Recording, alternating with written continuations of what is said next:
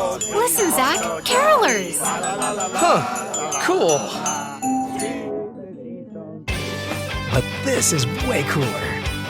This season, gift Samsung Galaxy Buds 2 Pro and surround the ones you love with the sounds they love with studio quality sound and intelligent active noise cancellation. Pair it with Galaxy S23 Ultra and power their listening experience with an epic smartphone. Shop these and more great gifts now at Samsung.com. We've all taken part in scavenger hunts. They're fun. You get your step count in, and when we were young, it was the best way for our parents to get us out of the house so they could cry freedom and enjoy the silence caused by our absence. Now picture that in 1980 without a smartphone. Not so fun now, is it? You know who it is fun for? Us. So sit back as we prove to you that Midnight Madness is not that bad.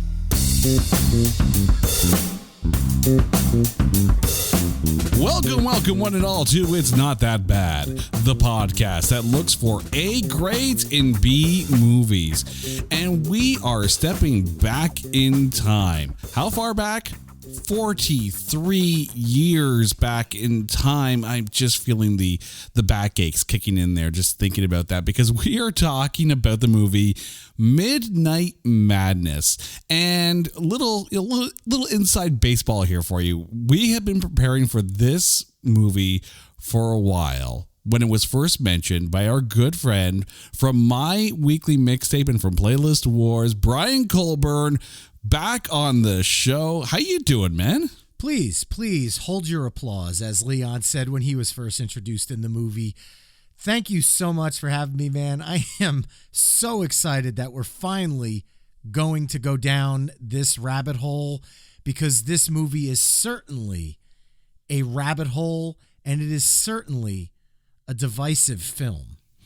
The funny thing is, like, when you first mentioned this, I'm like, okay, it looks like fun. It feels like something that I might have maybe seen at some point on, like, TV, maybe, because it's not really, there's nothing really wrong with the film, even though it is a PG film, although PG from Disney, we'll get to that a little bit later here.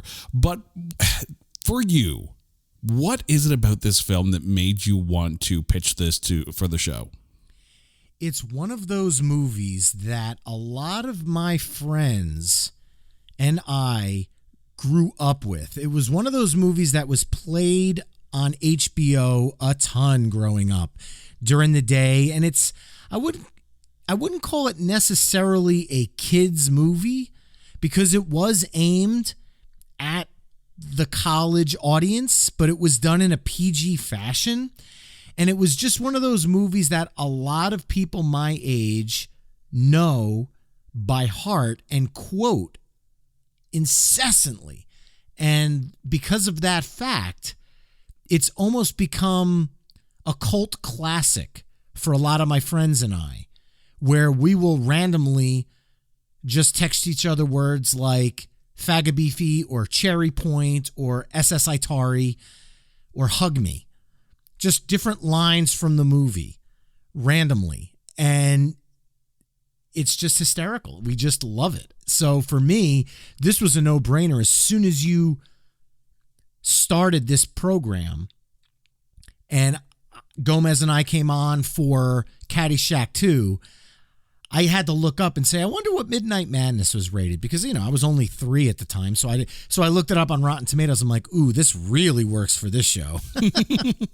And the funny thing is, like, you're right in that it's a bit of a cult classic, and those who like it really do like it. The fact that this film has actually been referenced and, kind of homaged on shows like Robot Chicken just goes to show how much of an impact this has. But you know what? We're going to do something a little special for this episode here. Normally, this is where I would stop and say, before we get into this film, it's time to trailerize it. But you know what? Before we get into this film, it's time for Brian to trailerize it. In a world where, actually, it's not an entire world. It's not even an entire state. It's really just Los Angeles. So, yeah, we'll go with city. In a city lives a college chock full of every 80s trope and stereotype known to man, including the 5 that Walt Disney Oh, wait, you didn't realize this was a Disney movie either. Well, it is, including the 5 that Walt Disney Pictures decided to focus on. The good guys, known as the Yellow Team, because yellow apparently indicates sportsmanship and fair play. The bad guys, known as the Blue Team, because the word bad starts with a B and so does blue. I honestly don't know why does blue signify the bad guys here. They could have gone with black or something. Black starts with a letter B. I digress. The Jocks, known as the Green Team. The unpopular sorority team, known as the Red Team. And the debate team / nerds, known as the White Team, because nerds won't become cool in film until 1984 when they finally get their revenge. These 5 teams go head to head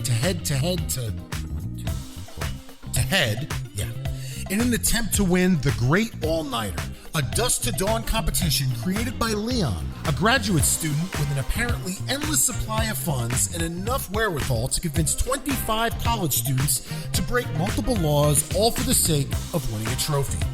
Starring Michael Fox in a role so bad he actually added a J to his name moving forward to try and distance himself from it. Whoa. Are you sure that's why he added the J? Well, no, but I mean, the movie did lose Disney $4.5 million in 1980, so... Well, people have gone into witness location for less. Proceed. Also starring Pee Wee Herman in a cameo that immediately makes you wonder why he wasn't leading the White Team instead of Eddie Deason and Stephen Furst, because it must have helped the PR team market the movie to a college audience by saying, hey, Flounder from Animal House is in it. Midnight Madness, a wacky college comedy that promises to be the most fun you'll ever have in the dark. You're kidding, right? That's the best tagline you could come up with this? No, actually, that's the best tagline they could come up with for this movie. Disney.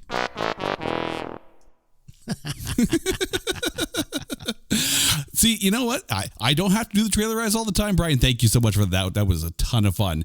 All right, let's get into who is in this film. This film stars David Naughton, Deborah Klinger, Stephen Furst, Joel Kenny, David Damas, and I apologize if I've mispronounced any of these names, Michael J. Fox in his feature film debut, and Dirk Blocker, also his cinematic debut, and a lot of other people you probably don't recognize because I didn't either. However, there is an almost starring in this film. In the role of Mrs. Grimhouse, the landlady who keeps on giving Leon the gears for making too much noise. In the film, it's played by Irene Tedrow, but it almost wasn't. It was almost played by Joan Blondell, who played Vi in Grease, an old woman who worked at the same diner as Frenchie, but apparently there was a falling out on set and she was replaced. The film is written and directed by Michael Nankin and David Wechter. This film, you mentioned the fact that this film has a bit of a cult following, so I did a little bit of research here. If you go to midnightmadnessevents.com, as recently as 2021, so obviously, COVID kind of slowed things down a little bit, but as recently as 2021, these people were putting on Midnight Madness type events in the New York and New Jersey area and in and around like that area. So I don't know if they're still doing it or not, but if they are, or they're thinking about it, do it. It looks like a ton of fun. And apparently at Disney theme parks, they run like a charity event with some of the staff where they do quote unquote Minnie's Moonlit Madness. And they use that as a way to raise funds for local charity, which I think is kind of fun as well. Of course, yeah, but why not call it just Midnight? I don't understand why. I mean, I do understand why Disney tried to distance himself from this film, but I also don't understand why, because even though a lot of people will hail this movie as a dud, there's a lot of people in my 40-something age range that truly love this film because this was one of our childhood, quote-unquote, older comedies. It was, as a 7, 8, 9, 10, 11, 12-year-old, this was considered a edgy comedy for a kid. It was PG. It wasn't a typical Disney G movie. This was actually Disney's second ever PG movie, with the first being... It was The Black Hole. And I remember when The Black Hole came out, like it was... You go in and you know it's a Disney film and it's in space. It's science fiction. I'm like, okay, cool. That film was dark.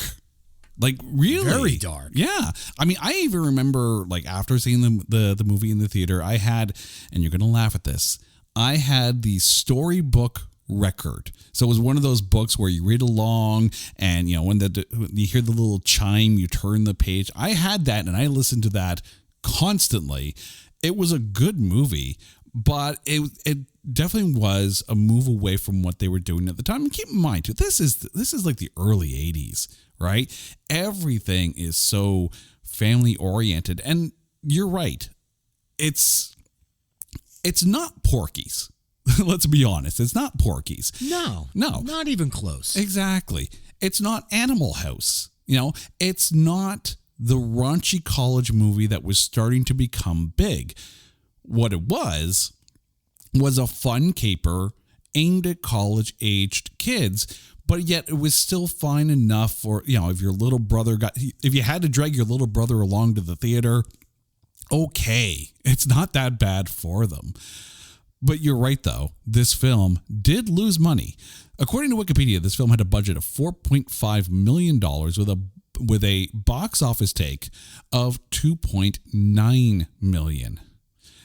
But the thing is, the reason why we're here, and not just because, you know, you're a good guy and you mentioned the film, is the critic score. This film over on Rotten Tomatoes has an audience score of 70%. And that, you know what, that fits along with the idea of a cult favorite. There is no official tomatometer on this one. However, there are 3 reviews on there, including one from Roger Ebert. So I took a look at the scores. There were 2 out of 5s and a 1 out of 4. So if you take a look at those, the aggregate score, which would basically create a critic score, would be 35%, which means the film does qualify. But I ask you, right? Obviously, people who love this film are going to love this film. A lot of people aren't going to know this film because it wasn't that big a movie. But the 35%, should critics even be weighing in on this? Because it feels like the kind of movie that critics should just take a pass on because it's not geared towards them. Well, the fact that you said that Roger Ebert, it was certainly not meant for Roger Ebert. This was not high quality filmmaking that was supposed to be an art form. This movie is played for laughs. This movie is played for 1980s laughs, which in the 1980s, one of the biggest comedic elements that I feel like is a staple throughout a lot of 80s comedies is I don't even want to say exploitation, but the over focus on stereotypes. There was always the good looking blonde haired bad guy. Pretty much every single movie that William Zabka was in the 80s, he always played the same bad guy, whether it was just one of the guys, Back to School, even though Karate Kid wasn't a comedy. You get what I'm saying. There was always that stereotype. And what Midnight Madness did is it took 5 different stereotypes and just the entire movie is played on laughs based on those stereotypes. This is not a movie that I could see being made in 2023 because I truly feel that even the jokes, as harmless and whatever you want to call them as they are, would probably offend a modern audience now. I'm going to disagree with you on this one here. I think the plot of the movie itself could easily be redone today because really the plot of the film is just... No argument there. Yeah, 5 teams going out on a big all-night scavenger hunt. There's nothing wrong with the basic plot of the film. Will some of the gags get changed? Yes, absolutely. The idea of using this big giant telescope at the observatory to peep on someone changing. A, how did that kid know exactly when she was going to be changing? B, exactly how tall of a house was she living in? Because that telescope was pointing up. You know, also, for the record, I did mention that this film is 43 years old. So if you haven't watched it by now, screw you, we're going to ruin it anyways. But that being said, let's get into the breakdown of why this film is actually really quite good. And rather than do this by individual actor like we normally do, we're going to break this down to the 5 teams. Because each one, as Brian mentioned, does have their own personality, whether it be a cliche or not. And we're going to start with Team Yellow. This is the heroes team, if you will. In Team Yellow was David Naughton, who played the role of Adam, Deborah Klinger, who played Laura, Joel Kinney, who played Flinch, who was kind of dragged along to save himself, David Damas as Marvin, and Michael... No J at the beginning, J at the end, Fox has Adam's brother, Scott. So in taking a look at Team Yellow, how were they as a unit for you? They were obviously, if you even listen to the soundtrack, every time they appeared in the movie, the music changed to fit their team. Same thing with the blue team. The score for this movie is actually really fun, almost Hanna-Barbera-esque, where some of the time the music really is played for comedic effect. And we could talk about that probably more with the blue team. But for the yellow team, anytime that there was a scene between Adam and Laura, the music always turned to this dramatic, sappy love music. And it was always really, really on the nose. And it plays to comedic effect. I enjoy that. The yellow team is meant to be the good guys. They don't cheat. They don't cut any corners. They do everything on the straight and narrow. The colors, I was joking about it as we trailerized it, but honestly, they could have used any color with any team. It really didn't matter. But your heroes in this movie are truly defined by the sweaters they're wearing. And that's literally, they're literally wearing their team sweaters, which are handed out prior to this event starting. And every time you see 2 different team sweaters interacting, there's always some sort of clash. And that's kind of part of this. But the yellow team never instigated anything. They were always kind of I don't want to say goody goodies, but it is played for comedic effect. Like at one point where they hop into an old folks car when they're trying to get somewhere quicker, and the 2 old people are arguing, and they're sitting in the back seat just as the 2 old geezers are kind of going back and forth arguing with each other. It is just one of those teams that every time they're on, you're kind of seeing the heroes of the movie. There's pretty much no shock that they're going to win in the end. It just feels like that movie. And I won't spoil the ending for those who haven't seen it. I think when it comes to Team Yellow, you have to take a look. I mean, first of all, I'm just going to put this out there right now. David Damas, his character of Marvin, is literally should just be described as dude with car. That's basically his entire role in this thing. Joel Kinney, who plays Fledge, I assume he's late high school, getting ready to go into college, and he's being, counseled by David Naughton to kind of help boost his confidence and all that kind of stuff. Like he's the guy who I think of everyone in that team has the full character arc. He starts out really shy and unsure of himself. By the end of it, he's flashing some chest hair, whatever the chest hair there is there, get them in the car with the ladies, and, really comes into his own. Deborah Klinger is Laura, just a sweetheart in this film. Like her character, she is very much the group conscious of everything.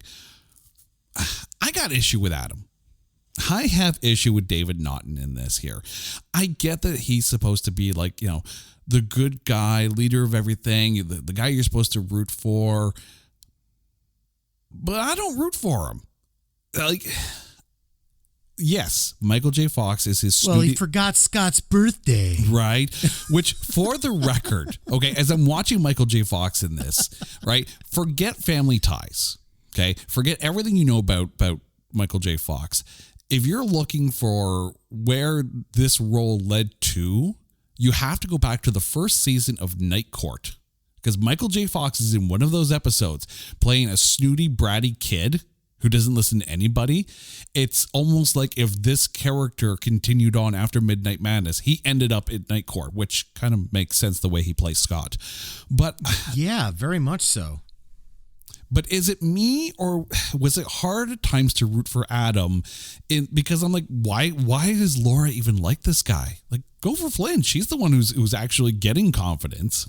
Yeah, Adam was kind of the voice of reason, but in a way, sometimes he talked down to other people, not intentionally. I just think that's just the way David Naughton portrayed him.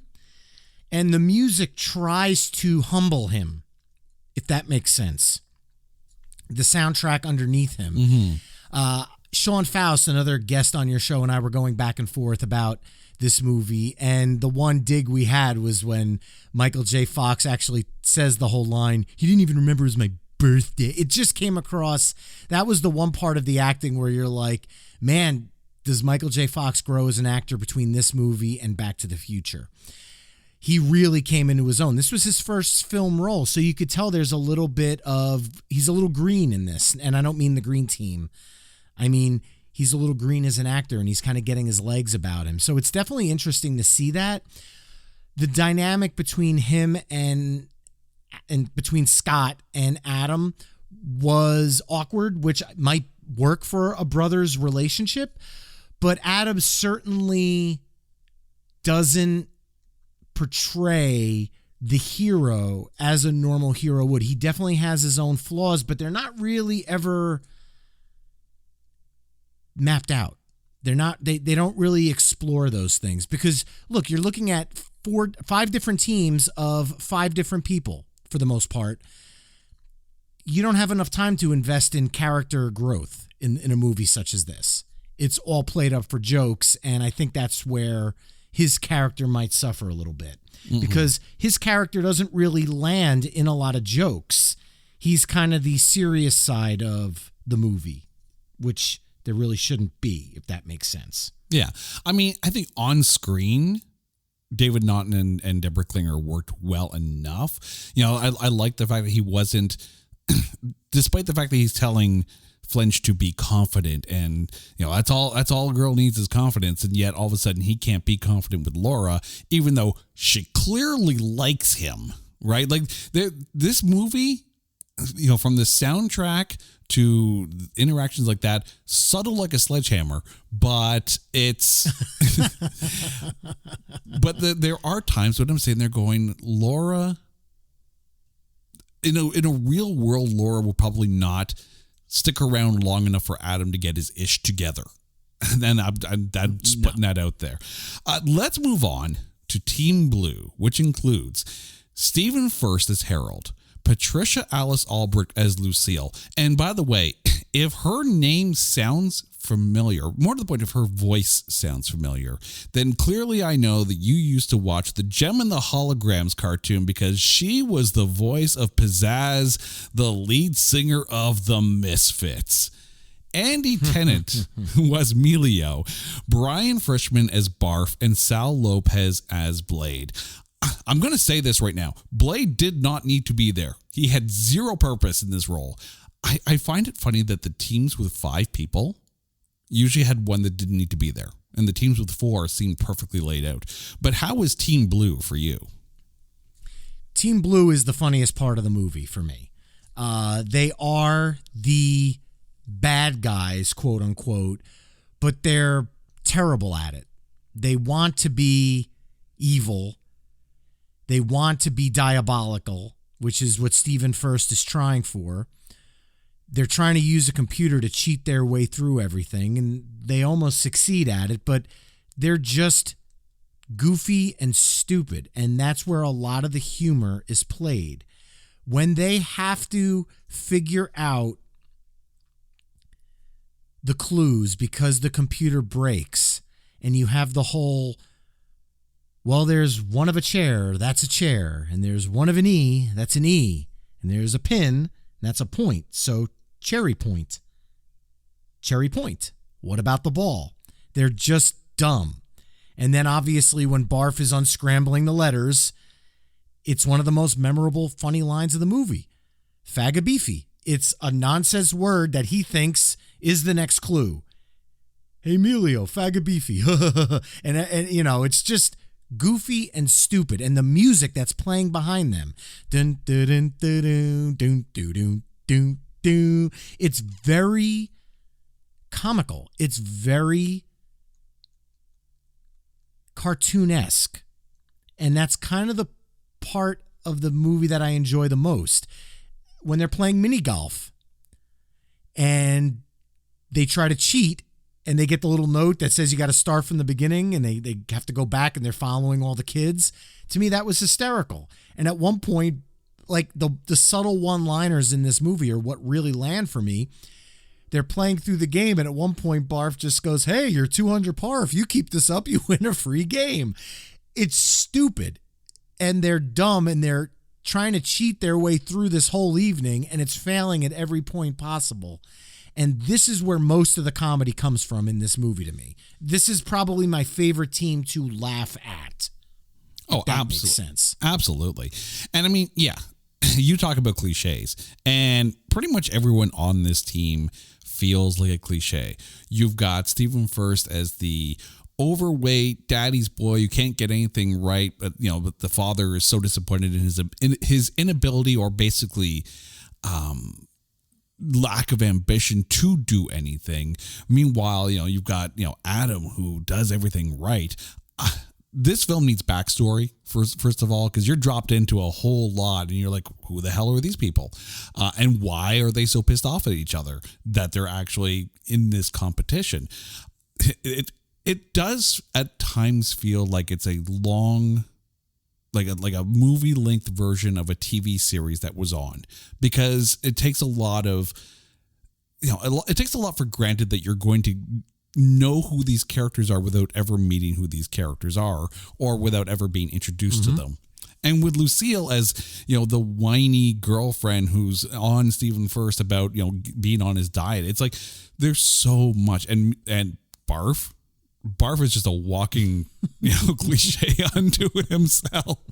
There's something about the blue team. They are literally, Emilio is the best friend for Harold, who just wants to see him kind of get in trouble all the time.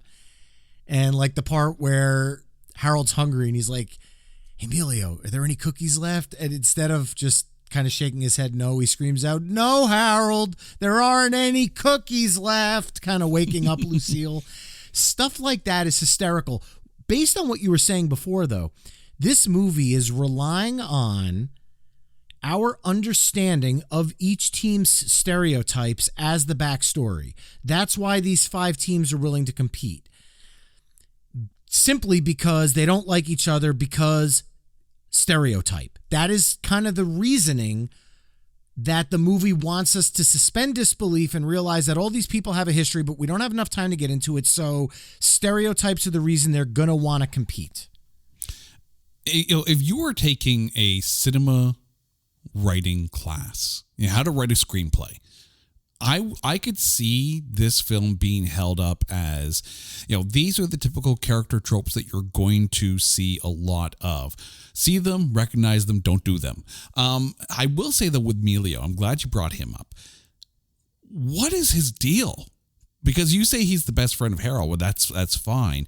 He comes off to me as the friend of Harold, but he's only friends with Harold in that he's trying to sabotage Harold's relationship with Lucille and waiting to for her to dump him because he can't do a damn thing, and eventually go, because there's the point where he's looking for the snacks, all that. He's like straight up snuggling up with Lucille in the back of the van. He's constantly like cock blocking him all the way through.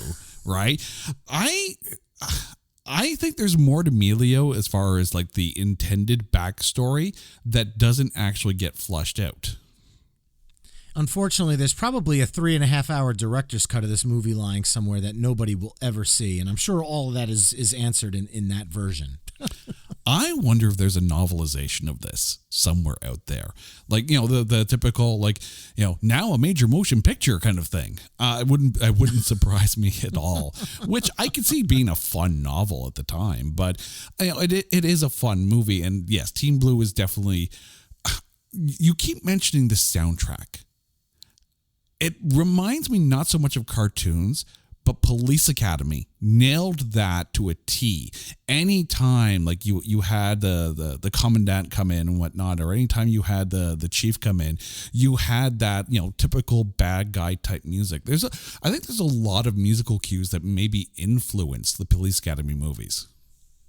Oh, definitely. That was one thing that this movie nailed, is the soundtrack. Again, it's kind of like this movie that Hanna-Barbera put out in the early 80s called Chomps, Chomps, about a robotic dog that when you were, Conrad Bain from Different Strokes was in this movie, and Valerie Bertinelli in one of her early roles. And it was done about a robotic dog that solves crimes by the guy just yelling out code words, and the dog just hears the code and becomes an attack dog when normally he's just a robotic dog. The music, every time the dog went into action mode, played the movie's theme song. So like you hear that theme song about 100 times during the movie, but it's done for almost a comedic Hanna-Barbera-esque impact. The way it was done in the 7-minute short cartoons, they were trying to stretch out to a movie length. And I think that was what they were going for here, trying to use because if you strip the music from this movie and you just base it on the dialogue, it's not as funny. The music lends itself to the comedy as much as the comedy lends itself to the comedy. As you were saying that, I was actually taking a look up who the composer was. It was Julius Wechter, so the father of the director-writer David Wechter.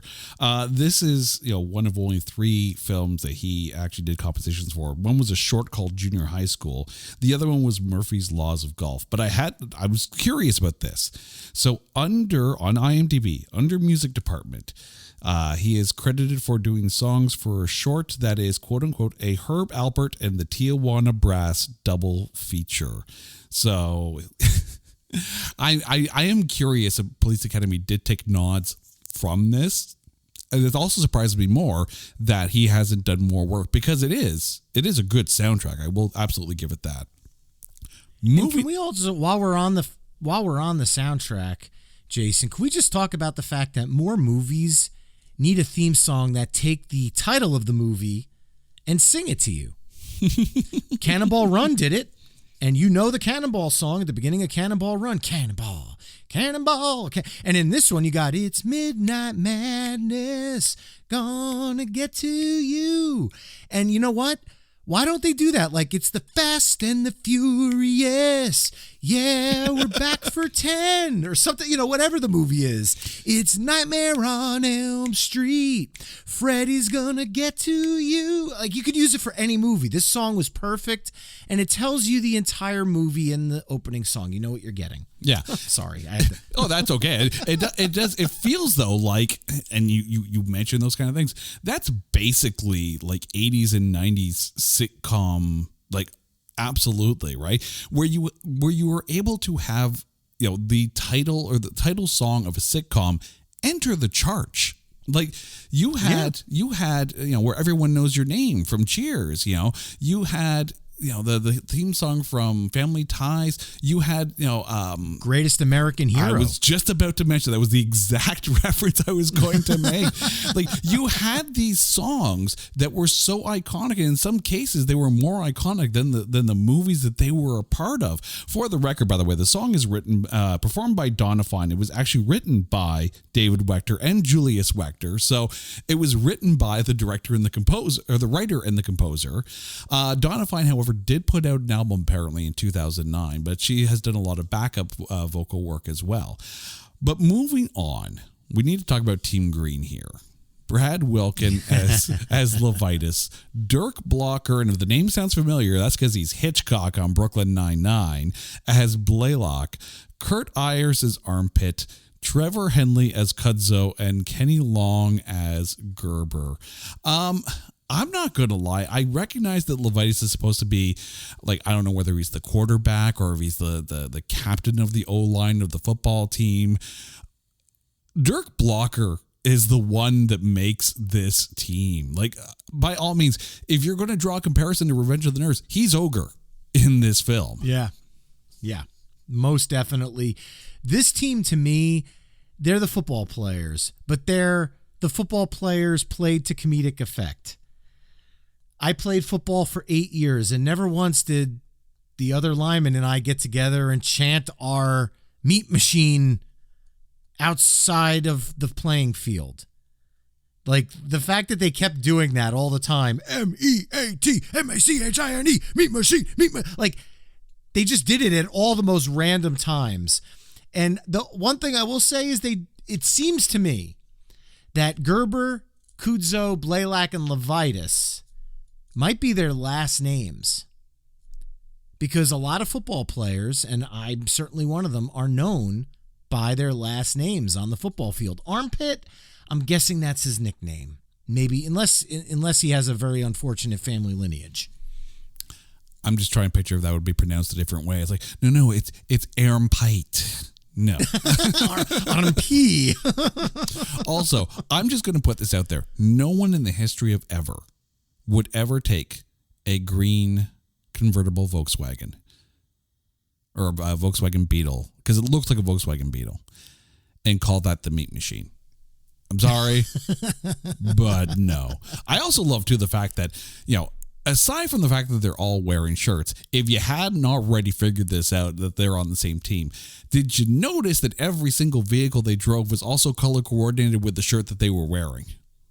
Oh, God, yeah. That's part of the childish nature of the movie. That's kind of where the Disney-esque part of it comes in. It's very colorful, where the yellow team had the Jeep, the green team had the Volkswagen, the blue team had the big souped-up van, the red team were in a pickup truck, and then the white team used scooters, which I thought was just perfect. Oh, yeah. And let's be honest, that computer in the blue van clearly made its way over to Cannonball Run, too. Because you knew. God, yeah. Yeah, that was straight up Jackie Chan's car right there. Team Red. This one's fun. So you got Maggie Roswell, who played Donna. She was kind of like the leader of the sorority for Team Red. And if her voice sounds familiar, that's because she's Helen Lovejoy on The Simpsons. You also had Robin Petty, who played Burl, and the twins, Betsy Lynn and Carol Gwynn Thompson as Peggy and Lulu. So I'm going to ask you an honest question here, Brian, okay? Mm-hmm. Anytime the twins came on, did you reach for the mute button? It's one of the parts of the comedy that I never really thought was that funny. They really kind of played it a little too much. The fat jokes, to me, did not land in this movie. Even when they tried to play it over effect when they are in the carnival and the weigh yourself swing is broken and you could tell, oh, that's where they just went. It was kind of the one team where, even as a kid, I was like, this scene, it's like, let me go get a snack. Or, they were the least dynamic, least memorable team of the group.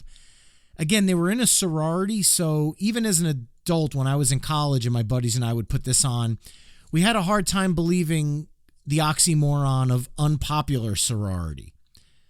No matter what sorority you were in, there was always a clique within that sorority. I never was in a fraternity, but I know people who were, and I know people that were in sororities, and there was definitely a bond there that I don't feel this movie nailed the stereotype in any way, because they tried to make them dare I use the word loser, but a unpopular sorority. The two just don't work for me, but they needed to have that dynamic with the white team in order to have that arc make sense towards the end of the movie. Mm-hmm. It didn't land for me. Yeah, and the fact that you had both Team Red and Team White be abrasive with each other, but yet for some reason they both saw a common enemy in Team Green. But the other thing too, aside from the fact that Peggy and Lulu, anytime they were on the screen, like literally their entire dialogue was, oh, but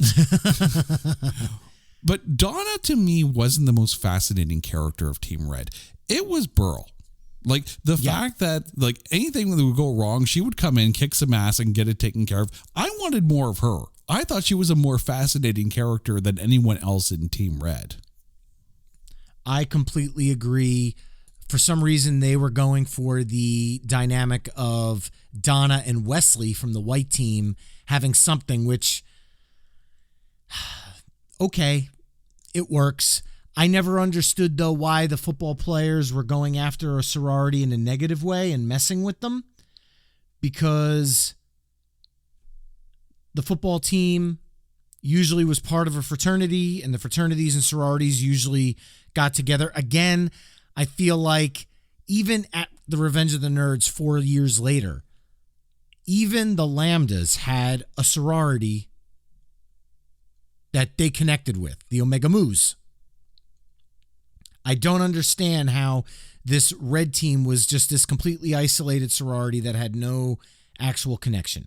And look, maybe I was never, again, part of a fraternity or sorority, so I don't know the dynamics at play there. Maybe they did nail it, and somebody who was in a fraternity or sorority can chime in on that one, but I unfortunately was not. So that part, again, I feel like the red team was the least strong, I will say. Don't get me wrong, there were some fantastic scenes with them in the movie that I truly enjoy, but to me, this was the weak part of the 5. It's funny you say that they're the weakest part of the teams, because when you take a look at Team White, you've got one of 4 people with a character name. That's Eddie Deason. He played Wesley. He was, basically the quintessential nerd. For like seemingly every 70s and 80s film, right? He was in Grease and Grease 2. He was in War Games. He played Eddie in Punky Brewster. Surprisingly, not in Revenge of the Nerds. So there's a missed opportunity there. But you had the other 3 actors, Marvin Katzoff, Christopher Sands, and Michael Gatomer. I apologize if I mess up names. They were literally debate team guide number 1, debate team guide number 2, and debate team guide number 3. That tells you all you need to know, even though they did have lines. So they did better than Blade. But, I mean, let's be honest. We don't even need to talk about the other 3. How is Eddie Deason in this for you? To me, the white team actually has some really funny scenes in it. The whole opening part where they're trying to figure out the first clue and they're kind of shuffling their bikes around. SSI Tari is mixed up and blind. Like the way they're figuring it out. They don't need names. Their characters, I think, in my opinion, are supposed to be Wesley, Wesley, Wesley, and Wesley. And I think that's why these 3 characters, at least this is what I'm taking away from it, these 3 characters don't need names because they're literally supposed to be carbon copies of Wesley. And they don't even deserve names because that is what they are, if that makes any sense. They all very much kind of look the same. And it feels like Eddie Deason and his minions, so to speak. And I think that's the dynamic. And the geek minion dynamic, to me, is pretty funny. It works really well. Until you get to the part of the movie where Pee Wee Herman shows up, and I immediately, even as a kid, thought, why isn't this guy? This was before I knew who Pee Wee Herman was.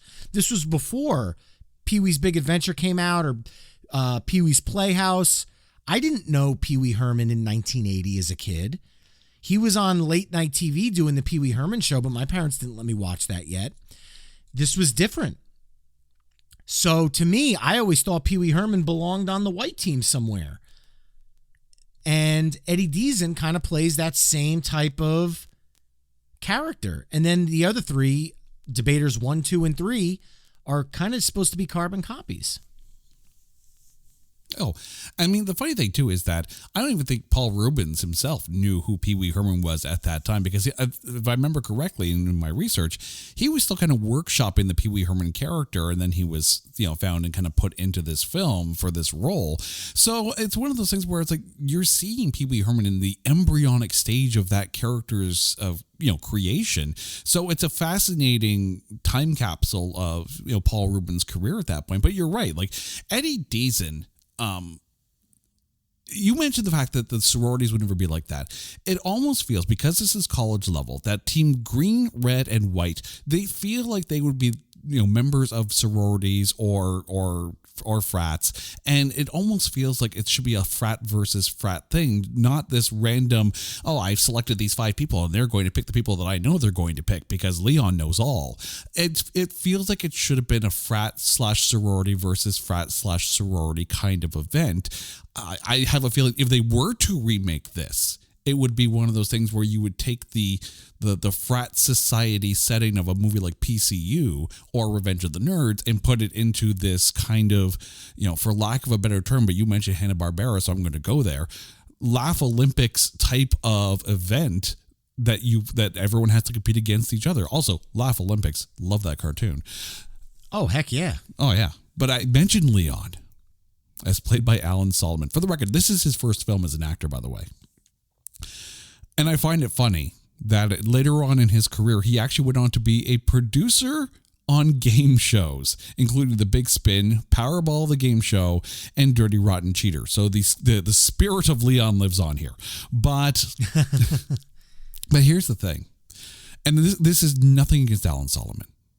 Okay? This is absolutely nothing against Alan Solomon. This is about Leon. Because I have questions about Leon here. Where the does Leon get his money from? How? That's the thing, right? Oh my God, the whole movie. Like, how does Leon know everything? What connections does he have to be able to run the entire city of Los Angeles? Exactly how does Leon have the mojo to get girls like Candy and Sunshine to be beside him the entire time? Clearly in some weird harem type relationship. For the record, the role of Candy is played by Deborah Richter, who later went on to star in the movie Cyborg. I have to ask, if they ever make a sequel to this film, it's got to be The Legend of Leon, because Leon is the most fascinating character. And as soon as he turns around, Leon, like clearly everyone knows who Leon is. Who the is Leon? And I'm fascinated by this character, but how is Leon for you? Leon is like a god in this movie, because he literally says to Candy and Sunshine, by the end of the week, they'll be dying to play. Like, he just knew. And I think about some scenes when you watch this movie in retrospect, how he was able to afford to cover up all of those cases of beer at the Pabst Blue Ribbon Brewery, to have his face and likeness and Clue written on it. Okay. That's expensive. How he was able to get clearance at an airport to have people dressed up as Hare Krishnas walking around handing out pamphlets with his likeness on it. Can you imagine all the arrests that would happen if this movie was shot now? I mean, look, certain places where, like at the diner, just having the one waitress wear the hug me necklace, that's not an expensive task. But to paint the bottom of a door in a mini golf game with a clue, to be able to take over the Pabst Blue Ribbon Brewery, even the piano bar or the piano store that they went into and trashed, or almost trashed it, because at one point Stephen Furst was about to smack Melio with a piano stool. To me, that's, again, another one of the funniest scenes in the movie, just playing heart and soul inside the piano bar or inside the piano store, and then having the green team figure out the next clue and having Blaylock scream it out. The next clue must be at the Pabst Ribbon Brewery. Thanks, Blaylock. Like, everybody was like, oh, great, thanks. Those scenes, again, used music for comedy. And I'm telling you, you take the soundtrack away from this movie, it's not as funny. The soundtrack in this movie is absolutely brilliant. And I know, being a music podcaster, it sounds like I'm just kind of sticking to the music points, but I'm not a huge movie guy, but this is one where the soundtrack really, for a comedy, makes the movie. And I know we've been kind of hitting on that a lot this hour, but it's true. Oh, absolutely. And there's one of the challenges of recreating a movie like this. I have been, occasionally tweeting the words, "Dear Hollywood, write new stories." And I stand by that. But I do appreciate taking lesser known movies, or at least movies that were in kind of a genre of the time, because let's be honest, Midnight Madness does feel like a movie in its own genre, along with movies like Cannonball Run, Cannonball Run 2, eventually with Rat Race. You have... I was just going to say Rat Race to me is the closest thing to a modern Midnight Madness as you're going to get. And Midnight Madness is not the first of its type. All of these movies push back to it's a mad, mad, mad, mad world. Oh, absolutely. And that was just an excuse for a bunch of skits involving quote unquote different teams, because different teams got you your different comedians put together for the skits. And I feel like that's what they were going for with this movie, but with all unknowns, except for Stephen Furst at the time, who was kind of coming off of Animal House. Mm-hmm. But if you think about this movie, imagine these teams if they were all recast with famous people at the time and famous comedians at the time. Does this movie become a much bigger hit for Disney? I don't know. Okay, they would probably, cheap out and do the movie remake and, try to put some at least well-known actors kind of in, obviously there's enough room for some actors to get their big break in a movie like this. I wouldn't be surprised if Disney were to do it again, they would probably take some actors that were from some of like the Disney Channel shows and put them in, give them that film kind of chance to grow, similar to, Ariana Grande actually getting a role in the movie. And I can't remember, Swindle, that's what it was. Getting a chance to start a movie like that, to be able to grow and expand on their filmography. But I could also see, if Disney's looking for an idea here, this is where I'm trying to make my money here. I'm just gonna put ideas out on a podcast and wait for Disney to pay me for it, or at least for them to steal the idea and then I sue them for it. So whichever one works, I'm gonna go with that. But if they were to take actors from some of their different shows and put them in a Midnight Madness reality type show around one of the Disney parks, you telling me that reality show wouldn't absolutely slay? Oh, heck yeah, it would. Also, I completely agree. Yeah. Also, Disney, you're welcome. Pay up. But can I get a cut of that being I'm a guest in this episode? we'll have a split. It's all good, right? So okay, make the checkout to Brian Colburn and Jason Whistle, and we'll be fine. Okay. Irene Tedrow, we mentioned her earlier as Mrs. Grimhouse, the landlady who tries to be the foil to Leon the Great here. How was she for you? Honestly, I thought she was perfect in this movie because she was just angry and annoying enough to be comedic, if that makes sense. She was never menacing to the point where you were ever truly scared, but she had that kind of, you don't know what kind of stuff she'll pull. And I think the twist where she ends up getting arrested and not Leon is a funny gag in the movie because her incessant bantering pays off the wrong way. And I think that was one of the great payoffs in the movie, actually. Oh, yeah. She's the character you want to have the bad things happen to her. Obviously not horrible things because it's still a PG film, but it's the perfect comeuppance for that kind of character. I completely agree with that.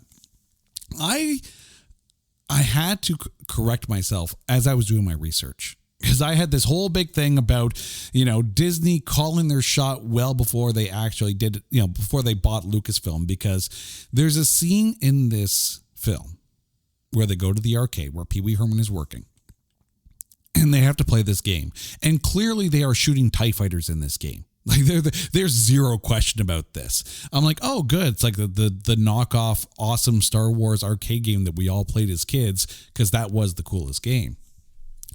Mm-hmm. And it was called Starfire with the same font. I'm like, oh, yeah, they call their shots. No. I was wrong.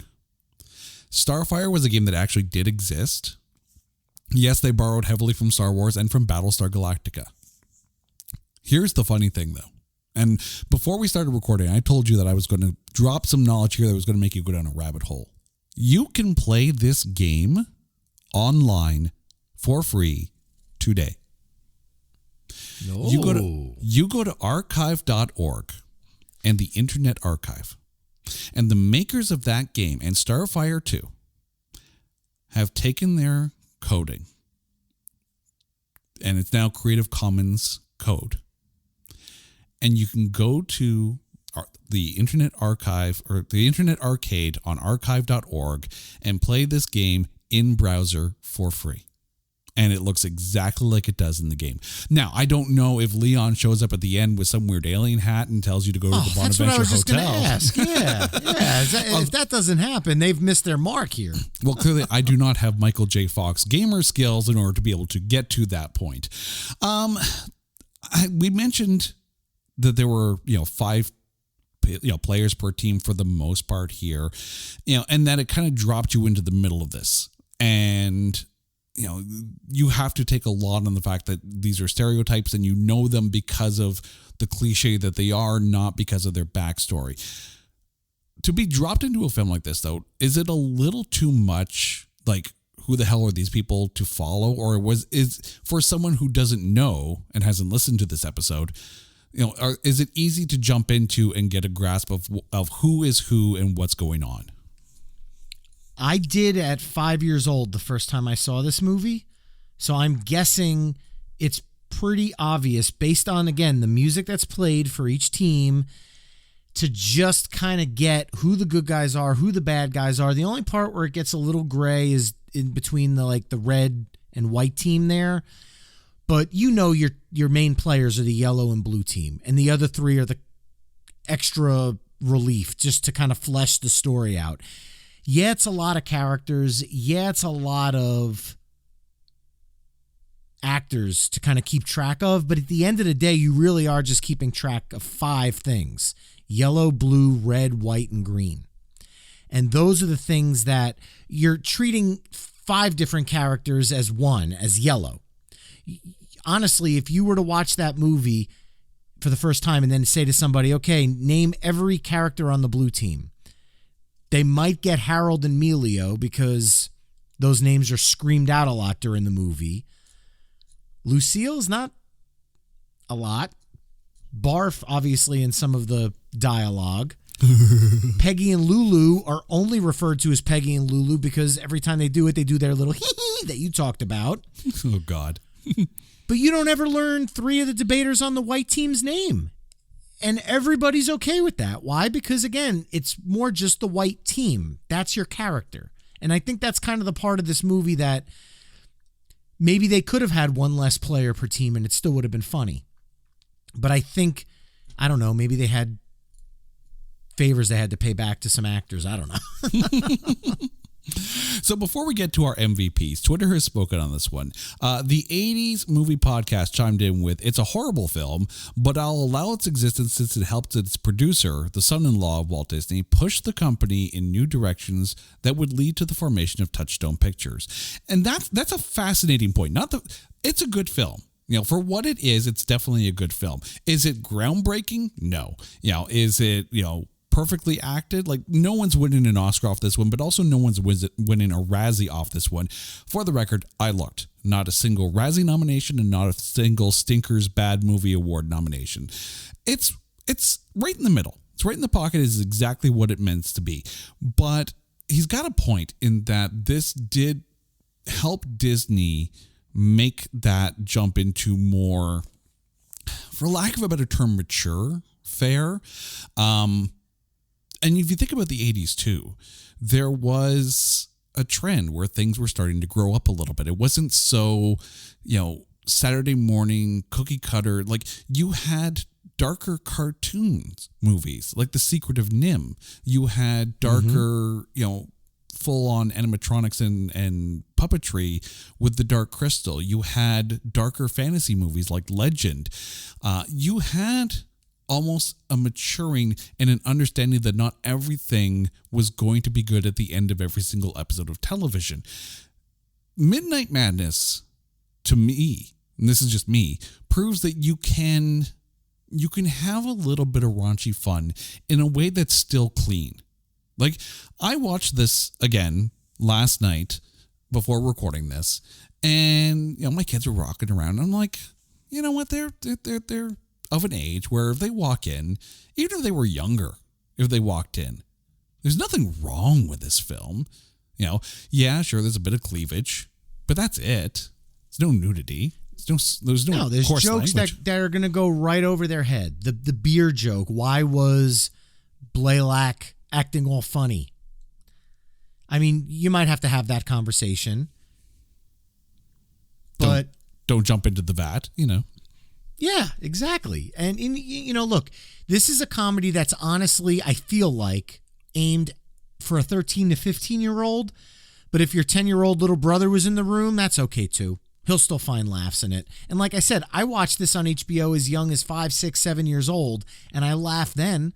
And mostly it was because of all just kind of the comedic mayhem that was happening.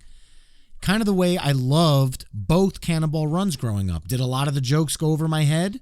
Sure, in the first 2 Cannonball Runs. But then when I watched it again as an adult, it gave new jokes. Some of the jokes that went over my head as an adult didn't. I watched Midnight Madness with both of my children, who are 14 and 9, and a lot of the jokes went over their heads, like the cleavage part that you mentioned, and that's fine. But the jokes of just saying stupid words like fagabeefy and cherry point, kind of the logic behind it, or shoving the marshmallows into the computer. It's just silly, harmless comedy, really. Yeah. It's testing the waters in a safe way that if anyone ever said, anything, you can sit there and say, well, it's PG, but it's not that bad PG. It's not PG-13, right? This isn't, it's not raunchy. We joked around, it's not Porky's, right? Obviously, Porky's is, like classic R-rated hilarity movie.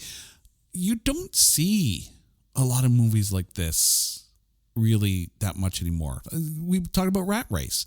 Rat Race, I recognize Rat Race is going to end up on this podcast eventually because it does qualify, but it's just one of those fun romp kind of movies, and not everything has to be either, rated G, family oriented, or completely the opposite, right? And end up being some kind of like Euro trip kind of thing.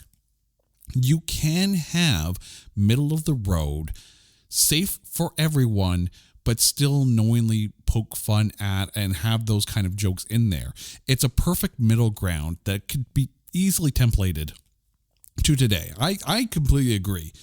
Midnight Madness could be done today. Change some of the jokes? Yeah, sure, fine. But the template is there. It could easily be done. And it's 43 years old. Let's be honest here, right? We don't have to wait another 7 for the 50th anniversary, but you could easily, I would rather see a Midnight Madness remake than another animated film turned into a live action CGI mishmash like Disney's Pinocchio. I would rather see something like, give me Condor Man, over, the remake or whatever of a Pinocchio, don't need it. Don't need it. This, fine. Perfect. Do it. Make it modern. But that's just me. It is a fun film, but it's come time. So, Brian, who is your MVP of Midnight Madness? Oh, man. You know what? I got to go with Barf from the Blue Team. So goofy, so comedic. Brian Frischman did such a great job. Just the look of pure stupidity on his face, even when he's just in the background. He kind of has this Scooby-Doo look of duh on his face the whole time. And he kind of just holds it. He's just in the back, always laughing. It's just funny as hell. He's like a human cartoon character in this movie. Always made me laugh. And the faggot beefy joke, as nonsensical as the word is, every time I watch it, even to this day, faggot beefy, like I just laugh because he's so dumb. He thinks he's actually on to something. And to me, as a 5-year-old and even as a 45-year-old, it's funny. It's absolutely funny. I'm not going to lie. I flip-flop between a few here. At first, I was going to go with Deborah Klinger, who played Laura on Team Yellow, because as the conscious, she was sweet in this. She was fun, thought about it. But then I'm like, okay, but really there's not much to her character. She did the job well, but there's not much to Laura except for, group conscious kind of thing. I thought about Alan Solomon because apparently Leon is the pinnacle of everything that we all aspire to be. The Legend of Leon, that Midnight Madness 2, The Legend of Leon. Make it happen, please. But I could not get over how much fun Dirk Blocker was in this. And maybe I'm a little biased because I do love Brooklyn Nine-Nine. I love that show. Love him and Scully in there. But he was so much fun in this. Ogre is one of the most memorable characters of Revenge of the Nerds because of just how over the top he is, how insane he is. Blaylock is like that in this, right? Anytime Team Green shows up, I don't care about Levitas. I don't care about any of the others. I want to know what Blaylock's going to do because I know I'm going to laugh every time he does it. He had the best lines almost out of the entire film because of the situations he was in. The fact that he was diving into the into the beer vats before Bob and Doug McKenzie were able to do that. But it's, kudos to Dirk Blocker for making Team Green better than they were, not just as a team, but really as a source of comedy for this one. Brian, thank you for hopping on the show and basically introducing me to Midnight Madness, because I don't even know if I watched it or not. Maybe in a fever dream, I can't remember, but it was such a fun film. But before we go, please take the mic. Let us know where we can find My Weekly Mixtape. Sure. My Weekly Mixtape is a music podcast where I do what I did when I was also growing up, and that is each week I make a mixtape. Only instead of me just recording a bunch of songs onto a cassette like I did growing up, I bring a special guest on and we do something that me and my friends used to do growing up, which was create our own compilation mixtapes together in a collaborative effort. So what we'll do is we'll pick a song topic and then me and a guest will build a mixtape based on that topic, all real time, bouncing off each other's song picks to make a cohesive statement of a mixtape. And then I also do other episodes where I make a mixtape in advance, bring the artist on and ask them about those songs kind of laid out as a mixtape. So it's a fun interactive music podcast that is available at myweeklymixtape.com or just by following at myweeklymixtape on any of the socials. And you can also search My Weekly Mixtape wherever you listen to this and other fine podcasts out there. I love talking music each week. It's kind of my moment of joy. It's my bowling night, if you will. And I've been lucky enough to have some amazing musicians and some great friends and fellow podcasters such as yourself, Jason, on. And I am just looking forward to continuing to have this musical conversation with people. And I'm excited when some people tune in and listen. So myweeklymixtape.com. And the fact that My Weekly Mixtape, it hasn't been around long enough. So if you have already deep dived into, the My Weekly Mixtape, back catalog, where can we also find Playlist Wars? Sure. Playlist Wars is available at playlistwarspodcast.com. And Gomez and I are currently on hiatus. He's doing the Sleevy G show, which you can find at sleevygpodcasts.com. And then I've got My Weekly Mixtape. And we're hoping that this summer we'll come back and record a bunch of Playlist Wars episodes that we could start rolling out at least on a monthly basis. Unfortunately, during the school year, his kids are several years difference in age than my kids, and we are just, as parents, on completely different schedules. But during the summer, when school and sports aren't in session, our schedules align a little bit more, so we're hoping that the stars align enough for us to get some recordings in over the summer. That will be great, because as someone who's not only just been a guest on the show, but have listened to a number of the episodes, both shows, and as well as Sleepy G as well, all three of those shows, phenomenal listen. So by all means, check all three of them out. However, we've come to the end of this show. So friends, you know the drill. If there's a movie out there that you think is unfairly maligned or is just so bad that you think we can't find anything good to say about it, hit us up on Twitter at NotThatBadcast, and we will watch it. We will dissect it, and we will find the good things to say. For other episodes, you can go to Twitter. You can find us there. You can go to our website at NotThatBadcast.com, and you can backtrack all of our episodes wherever you get your podcasts. Until next time, I'm Jay. Brian, thank you so much for this. You guys are awesome for listening. This is It's Not That Bad. Take care.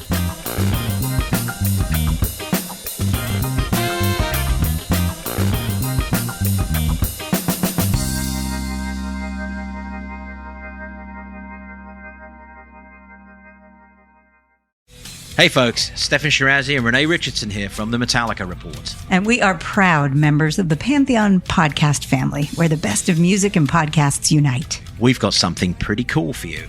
We're giving away an exclusive Metallica merch package worth over $250. That's a whole lot of Scary Guys, skulls, M72, and other sought-after Metallica swag. And we've made it easy for you to win. Follow and share the Metallica Report, and you're in the game. Go to pantheonpodcast.com/Metallica, enter your email, and hit that button to be entered to win. And just like that, you're eligible for our monthly exclusive Metallica merch package. And guess what, rockers? You can enter every month, so just do it. And while we love our global brothers and sisters, the lawyers won't let us ship outside the U.S.